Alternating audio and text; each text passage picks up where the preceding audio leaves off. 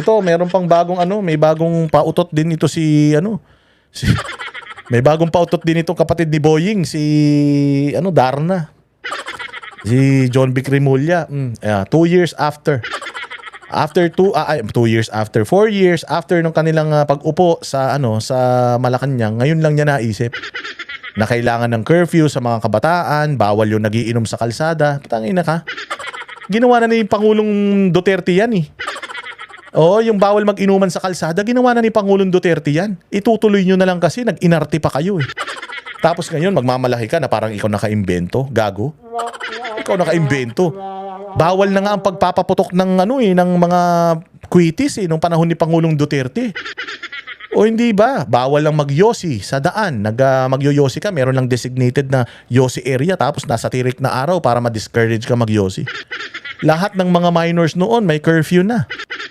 Bawal na ang mga nakahubad sa kalsada. Bawal na yung mga catcalling. Bawal na yung mga nag-iinuman sa kalsada. Nung panahon ni Pangulong Duterte, ganyan na. Natatandaan ko, nanay ko may tindahan nung panahon ni Pangulong Duterte, may barbecuehan kami. Siyempre, pag bumili ng barbecue, yung mga tambay, bibili ng alak yan. Oo, ang nanay ko hindi magbibenta ng alak yun kapag iinom ka doon sa tapat ng tindahan. Kasi uso yun, yung habang nagbabarbecue ka, umiinom ka Red Horse. Oo, hindi, bawal na bawal yun. Tsaka talagang noon dumadaan yung mga pulis, tinitingnan yung mga naka-standby kung umiinom. Pag umiinom, pucha bagansya talaga yan. Tapos ngayon mag-iinarte ka, John Vic Remulla, na parang ikaw ang naka-imbento nito. Gago, gumagana to noon. Hininto nyo lang mga tanga. Oo, kung babalikan ninyo yung mga executive order ni Pangulong Duterte, yung mga utos ni public pronouncement ni Pangulong Duterte, noon niya pa pinagbawal yan. Kasi dito sa Davao City, bawal yan eh. Bawal yung mga naka-standby dyan madaling araw. Binabagan siya yung mga bata rito. Sabi nga ni Pangulong Duterte noon eh. Pinapalo talaga yung mga bata rito na nahuhuli. Tapos pag nagalit yung mga magulang, sasabihin niya na kasalanan nyo yan. Kung yung anak ninyo napalo ng mga pulis, kasalanan nyo yan. Kasi dapat nasa bahay nyo na yan. Ganon dito sa Davao City. Makapagmalaki naman to si Remulla, kala mo siya nakaimbento. Ulol. Huhulihin na ang mga nag-iinuman sa kalye at Hulihin na. Dapat ang balita na yan, huhulihin ulit. Kasi hininto nyo yan eh. Gumagana na yan kay Pangulong Duterte nun, hininto nyo. Mga tanga. ayon sa Department of the Interior and Local Government o DILG. Bahagi ito ng kampanya ng ahensya upang mas mapababa ang crime rate. Sa isang press conference kanina, sinabi ni Interior Secretary John Vic Remulla na madalas pagmulan ng away at sexual harassment ang mga Noon pa yan. Gusto mo maging presidente ng Pilipinas, late yung utak mo. Ginawa na yan ni Pangulong Duterte. Nung umupo si Bongbong, sana tinuloy na lang. Ordinansa na yan eh. O sasabihin nyo lang naman sa mga mayor, yung ordinansa ng national government ni noon na bawal yung ganito, tuloy-tuloy po yan, hindi yan hihinto Yan ang problema sa Pilipinas eh. Pag napalitan ng presidente, lahat ng ginawa ng presidenteng nauna, puta humihinto eh. Dapat yun tuloy-tuloy. Pag nagsalita ang presidente tungkol sa mga bagay-bagay na makakabuti sa bayang Pilipinas, tinutuloy-tuloy dapat yun. Ba't hininto kasi? Kita mo no New Year, ang dami na naman naputukan ng kamay. Bakit? Tangina kasi bumalik na naman yung mga putukan sa kalsada eh. Noon pinahinto na yan ni Duterte. Dyan sa kalsada, nakita ninyo yung mga shooting incident sa kalsada, lahat puro sa mga nag-iinuman. Bakit may nag-iinuman na naman kasi sa kalsada? Nung panahon ni Duterte, bawal na yan. Tapos ngayon, ibinabalik nyo dahil tama pala yung ginawa ni Duterte. Ibinabalik nyo ngayon. Tapos, tangina, kung makapagsalita kayo, parang kayo nakaimbento. Wala na. Laos na kayo. ganitong aktibidad sa kalye kaya minabuti nilang aksyonan. Meron tayong Anti-Public Intoxication Act. Bawal na ang mag-inom sa kalye.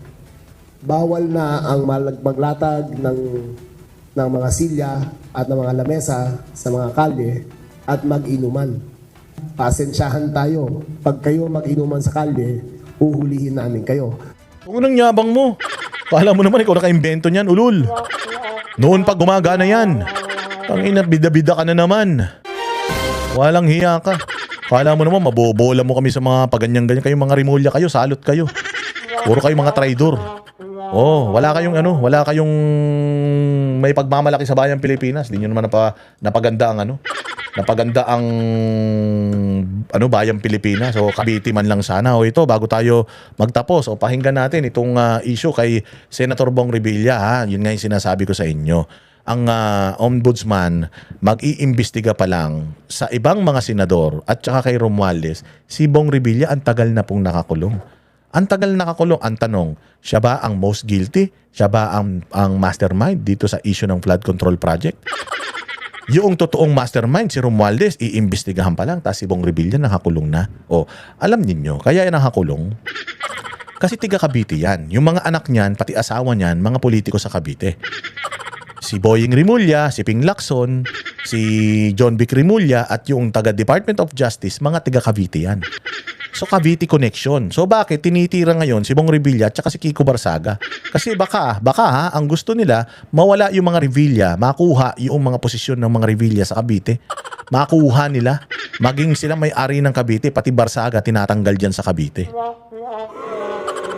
Oh, kasi sabi ko nga sa inyo, ako okay lang man sa akin kung may kasalanan si Bong Revilla, makukulong, okay man lang. Ang problema, bakit siya lang? O dapat lahat nung mga nabanggit dyan sa Senate inquiry, dapat lahat nakakulong. Bakit siya lang? Kasi nga, ginamit lang talaga siya ng gobyerno para masabi na may nakulong na malaking personalidad. Hindi may kasalanan ha, malaking personalidad. Guilty na ba si Bong Revilla? Hindi pa. Dinidinig pa lang yung kaso. Actually, meron pa siyang petisyon para makapag-bail. Kasi nga, mahina naman yung mga ebidensya sa kanya. Bakit? Ba't nasabi natin mahina? Si Alcantara at si Yusek Bernardo, sila yung umamin ng mga sindikato dyan sa DPWH.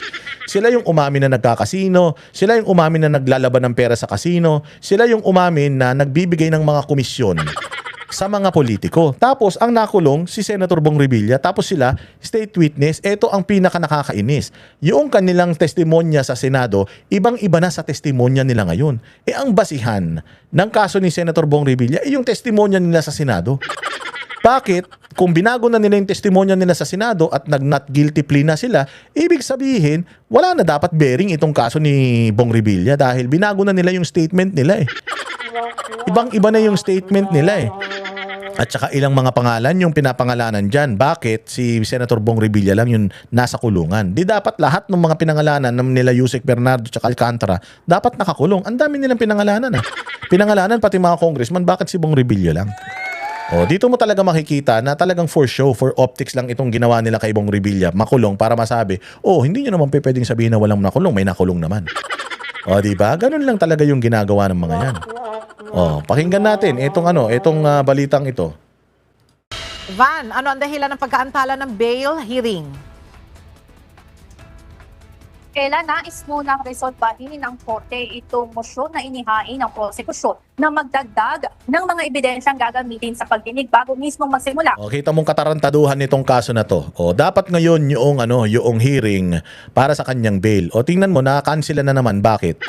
Kasi may dadagdag daw na ebidensya yung prosecution. Anak ng tinapay, ang tagal-tagal na nito. Ngayon pa lang kayo magdadagdag ng mga ebidensya.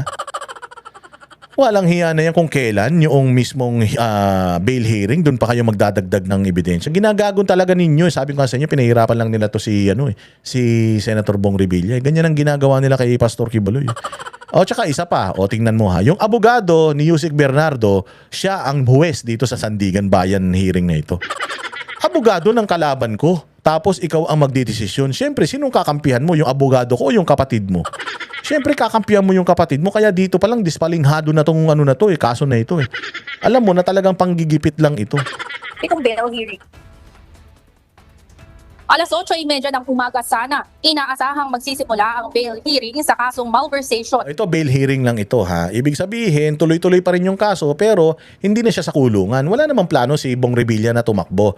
Actually, yung mga bail hearing na yan, gusto mo lang ipapakita mo lang sa korte na ikaw ay hindi tatakas, hindi ka flight risk. Flight risk ba si Bong Revilla? Hindi man siya flight risk. Bakit? Siya nga ang kusang sumuko The fact na kusa siyang sumuko, kahit na meron siyang capabilities na magtago at tumakas, kumuskusa pa rin siyang sumuko, ibig sabihin, willing siya na harapin yung kanyang kaso. Willing siyang patunayan na hindi siya, nalalabanan niya, patutunayan niya yung sarili niya na siya ay walang kasalanan dito.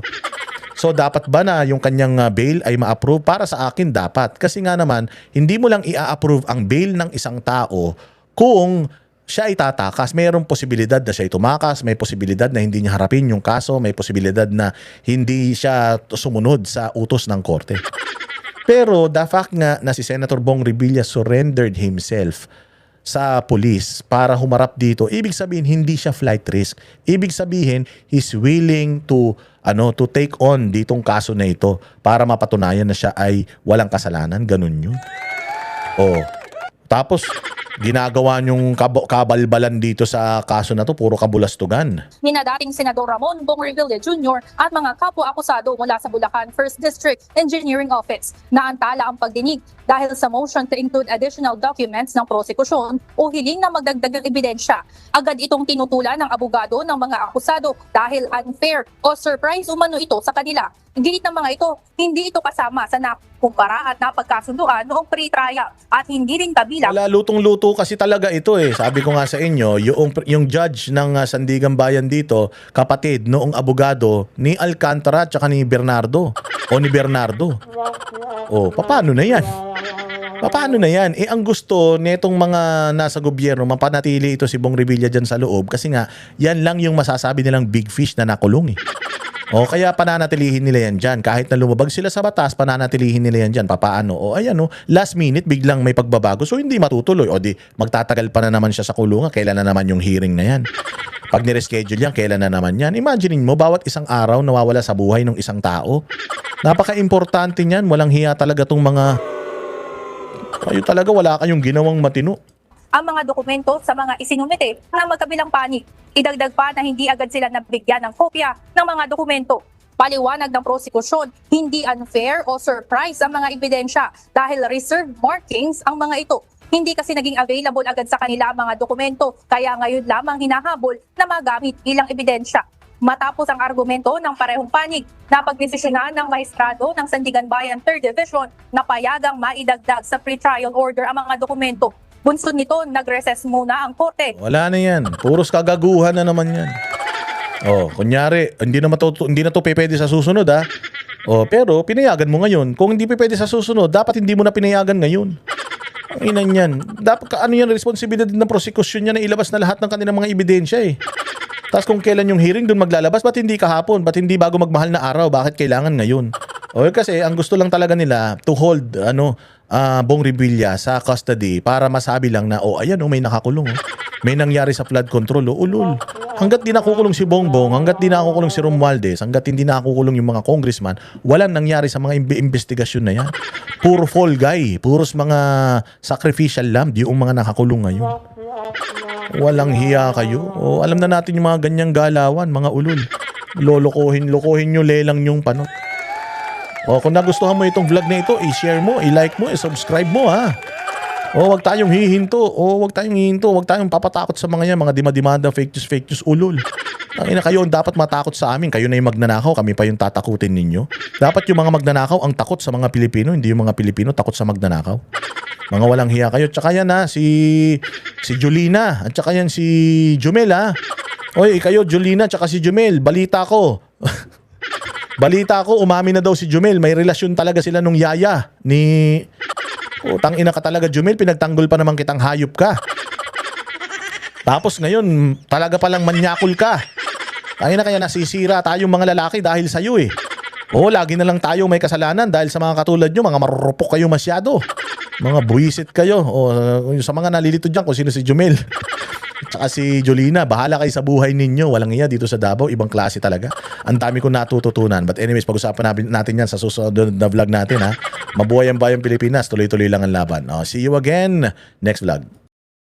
Kami ang boses ng masa, hindi natatakot. Katotohanan lang, di kami nalulunod. Walang bahid ng sismis, lahat ay totoo. Kahit sino ka pa, pag mali ka babanatan ka. Walang pinipili kulay, wala kaming kinikilingan. Basta para sa bayan, kami lalaban. Pagtama palapakan, pag mali banatan. Di matitinag, di matatakot, para sa bayan tuloy ang sigaw.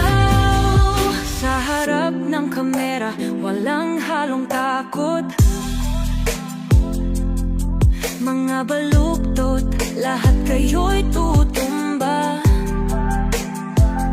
Ang hustisya at totoo, yun lang ang mahalaga. Kahit sinong harang, di kami matitinag. Walang Pilipino